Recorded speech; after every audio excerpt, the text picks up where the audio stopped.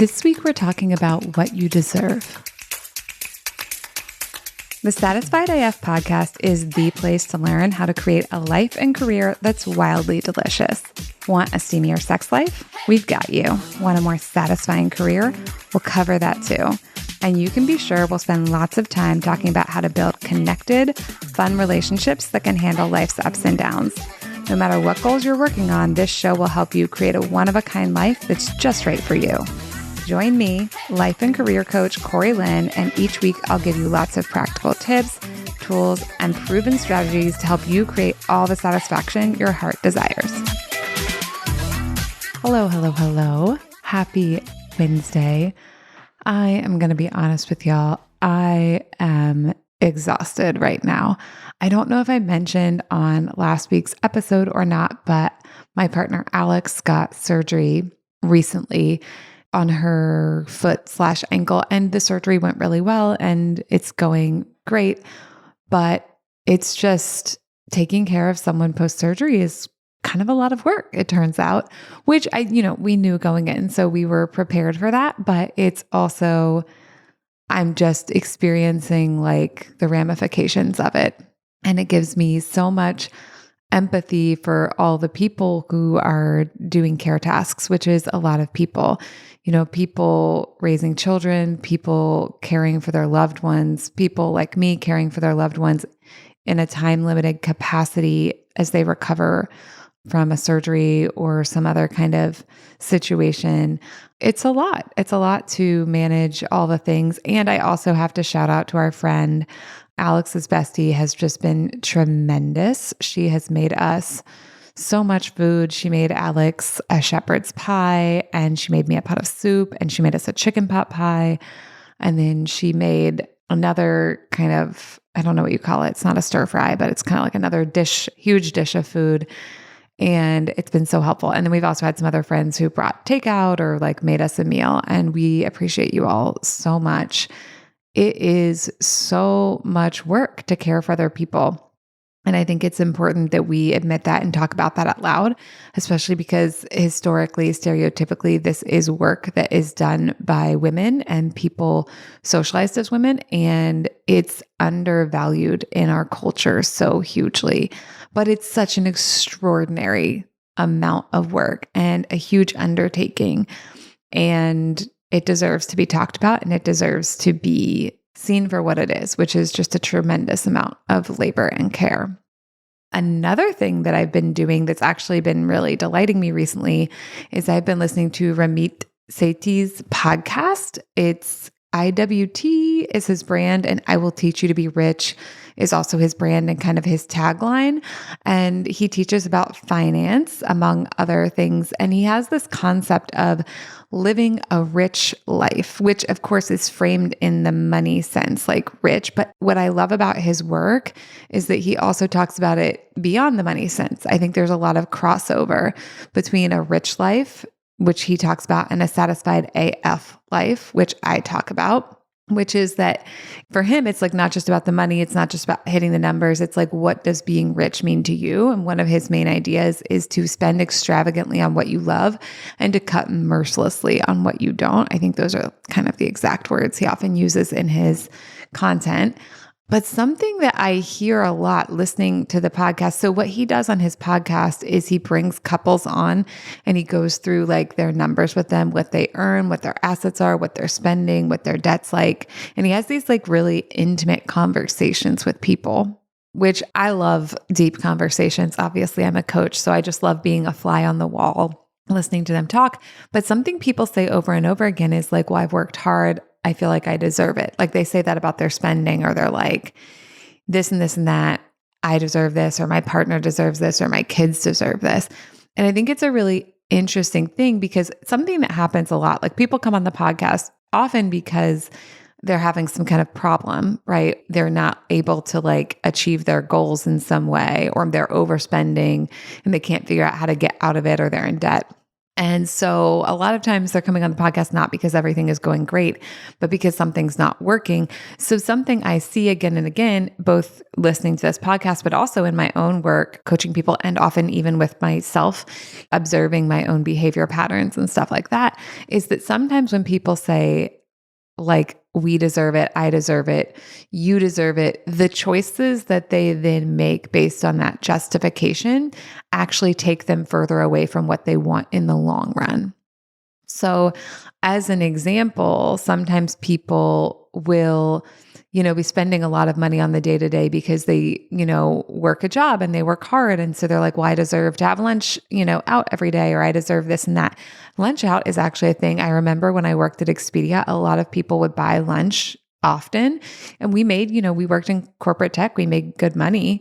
I only bought lunch once a week. And I did that because I looked at the numbers and I was like, how much lunch costs? Like, it's not cheap. Like, if you're buying, like, we had like a Thai restaurant near the office that I liked. And to get the Thai food and to tip was, I think, like, I don't know, probably $20. And I was like, I'm not going to spend $100 on lunches a week. That's $400 a month. That's, to me, I was like, that doesn't make sense.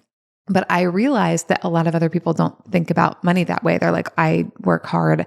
I deserve to just get lunch if I want it. Whereas I was like, I deserve to have this money. So I'm willing to like put in the effort to make lunch all these other days because what I deserve is the cash. And it really relates to what we talked about last week about like you're worth your own effort. So sometimes we're like, well, I deserve to sit on the couch because I worked hard all day. So we don't put in the effort. But then we don't get the thing we want, which is like for me, it's like these really little things sometimes of like, well, I just want something that's upstairs and I don't need it. It's not actually going to change my life overall, but I just like want it. And so treating myself like I'm a precious loved one and going to get the thing because like what I've decided I quote unquote deserve is having the experience I want and giving myself that through my own effort and labor. But a lot of times what happens is people will prioritize what they want and feel like they deserve in the short term, but then they don't get to have what they want and feel like they deserve in the long term, right? It's like if they want to retire early and they feel like they've worked hard their whole career, but they've been spending their whole career and then they haven't like saved up the necessary money to retire early, then that's like not something that they can financially do in a feasible way. So the reason I wanted to do a podcast about this is because I have a strong opinion about it. And I think my opinion is probably, I don't know if it is the same as Ramit's or not, or if like he would agree or disagree. And that kind of doesn't matter because this is my podcast. But my opinion about that is like, you deserve everything. You deserve the moon. You deserve like anything you want because you're 100% worthy all the time.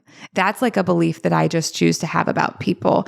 I think when I was younger, it was more like good people, bad people, blah, blah, blah. But what I've seen is that I weaponize those kind of ideas against myself. I've watched my clients weaponize them against themselves, all the time. And that's a frame that people usually use to make themselves feel bad. And so I instead just choose to believe everyone's worthy. Everyone's worthy of love and belonging. But just because you deserve something doesn't mean you can have it without work or without consequences. And I think this is where things get really interesting. So for instance, like I think you deserve a career that feels really yummy and delicious to you. I think you deserve a relationship that feels connected and safe and also like fun and interesting. I think you deserve a vibrant, delightful friend group. I think you deserve a beautiful, safe home. And like, honestly, I would love to live in a world and in a country where there were more social safety nets and more things were provided to us as citizens. Like, I believe we all deserve really excellent low-cost healthcare. I live in the United States of America. I don't have that, or I only have access to that like through certain ways, right? Like, for the whole time I've been in business, I've gotten my healthcare through my partner's employer. And that has been a way to get excellent low-cost healthcare. That's probably not available to me on the open market. That's like one of the, in my opinion, huge flaws about our country. But this is also really interesting too, because like there's what I think you deserve as a person, as a human being. And then there's the world that we live in, which of course we can use the coaching tools to make changes to the world. And I want us to. And also we start where we are. We start with what we have. So this is why I think thinking about what you deserve can be something that actually motivates you and helps you go towards your goals, but it can also be something that gets you in trouble along the way as well, because sometimes it's something we use to give ourselves things that then actually take us off track from having the thing we want overall. So let's get into it. There's some really specific things I think you deserve, but I also think like you deserve everything, just period. But that doesn't necessarily mean you can have everything or you can afford everything, to put it in the financial point of view, or that you want to do the effort to have the various everythings, right? So if we think about like, I think you deserve a really satisfying, delightful career that pays you well, but that's not going to just be delivered just because I, Corey Lynn, think you deserve it. In order to have that career, you're usually going to have to do a lot of work, right? If you already have skills and expertise, you still have to do work to get the job. And then you also have to do the job, right? These are the things that are required to have that. I think you deserve a connected, yummy, sexy, fun relationship. And also there is labor to put in to get that. And then there's labor to put in to keep that. I think you deserve to feel like happy and satisfied in your body. Also, we all grew up in a culture that basically taught us to hate our bodies, especially if you were socialized as a woman or a girl. So even if you deserve to feel good in your body, that's probably going to be effort to put in to like change your mindset and to change your thinking patterns and to, detox from the terrible body image culture that you've been fed since you were 0 years old. So I think this is a really interesting way to think about things of like, okay, if I deserve everything, but everything also takes labor, effort, and there are limits to how many hours there are in the day, how much effort I can put forth, how many dollars are in my bank account, then what kind of choices do I want to make? So here's what I love about this frame is I think choosing the idea that everyone deserves everything really just like opens things up. Like if you're like, oh, I want to move to Aruba, and you get stuck in like, well, do I deserve to move to Aruba? Have I worked hard enough to move to Aruba? I don't think those are the right questions. That's like getting into like your worthiness, or worthiness actually isn't what you need to move to Aruba. First of all, I just think you have 100% of it. That's what I choose to believe. But whether you believe that or not, and even if you believe you have 100% of it, it's going to cost money and take planning to actually move to Aruba. You got to figure out like, are there jobs in Aruba? Can I do my current job from Aruba? I have no interest in moving to Aruba. I've never been there and I'm using it as an example. But these are the kinds of questions, right? So I think people get really caught up in this idea of like, do I deserve it? Or I deserve it, right? And then they use those to either stop them from going after things that would be really meaningful for them, or they use that idea of like, I deserve it to pursue things that will feel good, but may also put them further away from their goal in the long term. Like when I worked at Expedia, I really wanted to pay off my student loans. That was really important to me. I really didn't like having that debt hanging over my head. And now, with everything I've learned from Ramit Sethi, I maybe should have actually, well, there's no shoulds, right? But it might have actually been wise to be prioritizing saving and investing more money. But one of the things he teaches and talks about how is like money is actually really emotional for a lot of us. And it's not just money, right? I coach on all kinds of things. Things are really emotional for us. There's like the cut and dry, like facts and the math, but that's often not what we make our decisions about. So anyways, when I was younger, I really wanted to pay off those student loans. And that's part of how I was able to say, like, I'm not going to have as many lunches because I want to pay off the student loans. And like, that's where I'm going to prioritize my money going.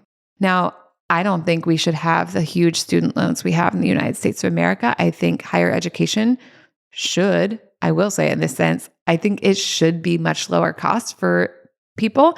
That's not the reality we live in. So the reality we live in and the math that I actually had to deal with was I have student loans.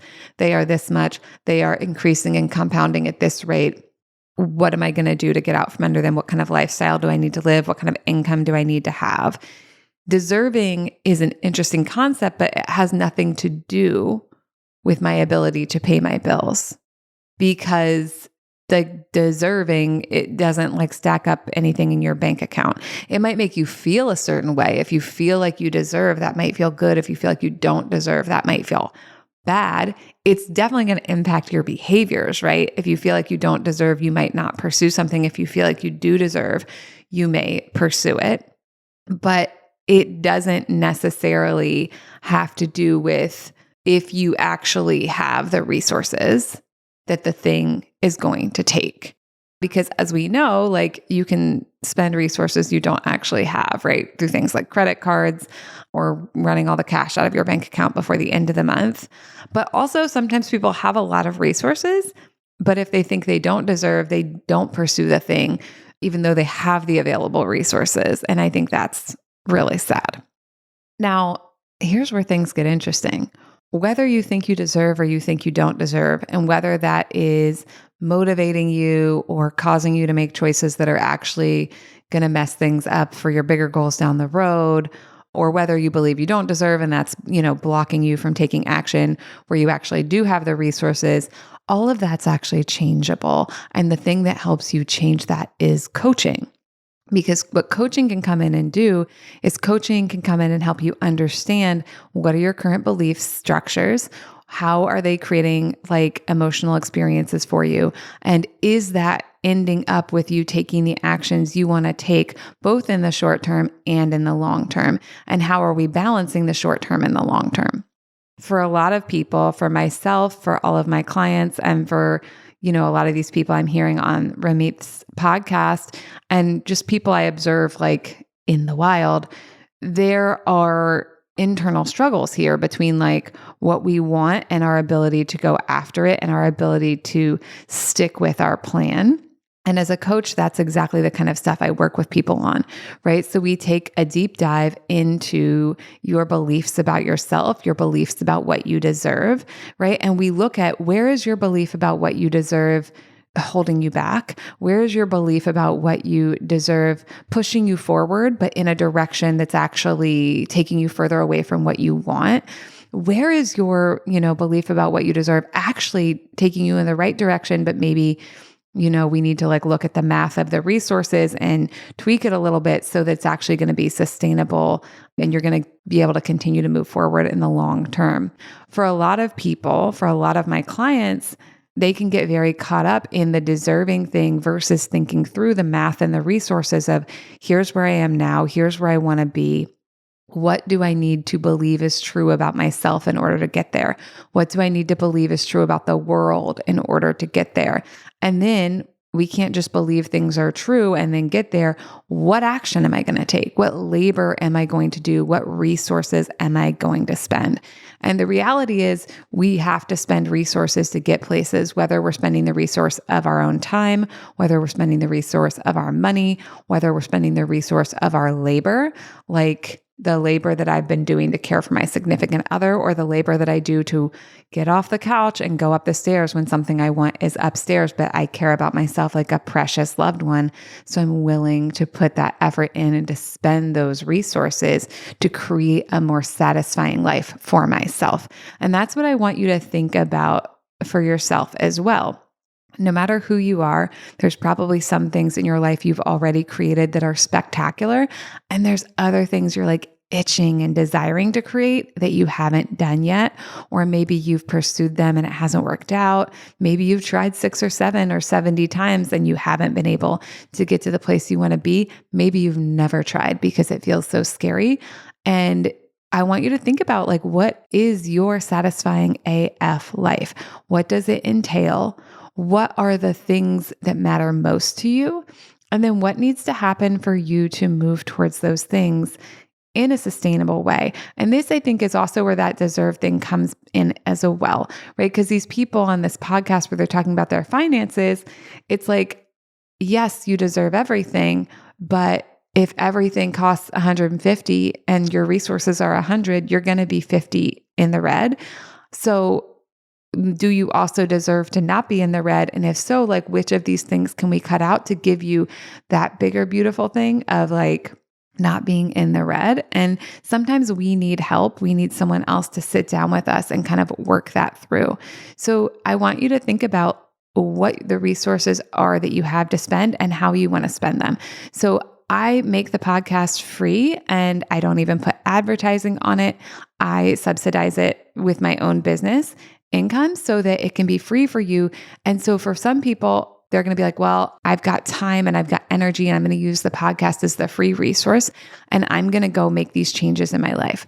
And for other people, they need support. They need, someone to sit down with them on a weekly-ish basis and say like, what's going well? What's not going well? What's getting in the way? Let's look at the math again. How can we shift things around? And that's the kind of thing that we do in one-on-one coaching. And I love that because first of all, I think it's so much easier to make changes when you have someone else in your corner with you. I've also hired coaches, both one-on-one and in groups, so many times. And it gives a sense of accountability, which is really helpful, but it also gives a sense of camaraderie, like someone's in it with me. And it also gives me a really intelligent person who has different perspectives. Here's the other thing. I'm super smart and I do this for a living, but sometimes I can't see my own things. Like I can't see where I'm getting in my own way. I know something's in my way. I know there's an obstacle, but sometimes I need a person who is outside of my own head to help me with that. And that's another thing that coaching can do. So again, you have resources available to you. You have time, you have money, you have your own effort and labor, and you deserve everything you want. But when we look at the math of it, we might have to pick certain things and not other things, or we might have to say like, this is the priority this year, and then next year the priority can be something else.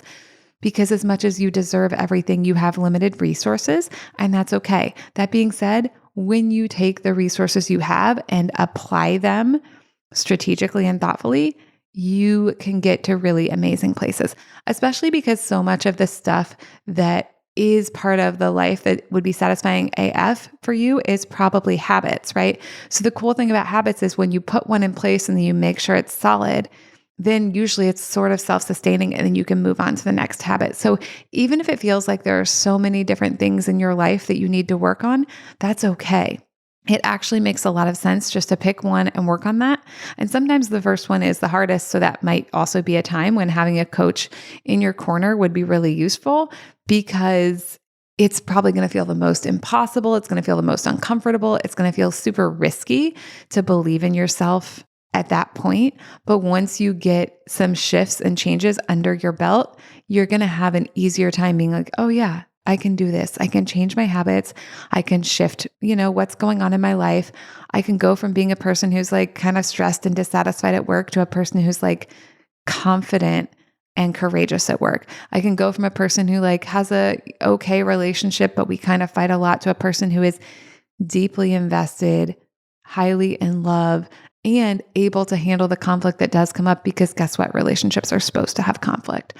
So what I want for you to know is that you deserve everything. And also it's okay if you can't pursue everything at once. You're not actually supposed to be able to. That's not how math works. But together, either via the podcast or via one-on-one coaching, we can pick something that really matters, pursue it, create a change, and then you can go on to create more changes too. The time is going to pass anyways. You may as well spend your life creating a really delicious world that really feels wonderful to you. That's what I have for you this week. I will talk to you next time. Have a lovely week. Thank you for joining me for this week's episode of Satisfied AF. If you are ready to create a wildly delicious life and have way more fun than you ever thought possible, visit www.corylyn.com to see how I can help. See you next week.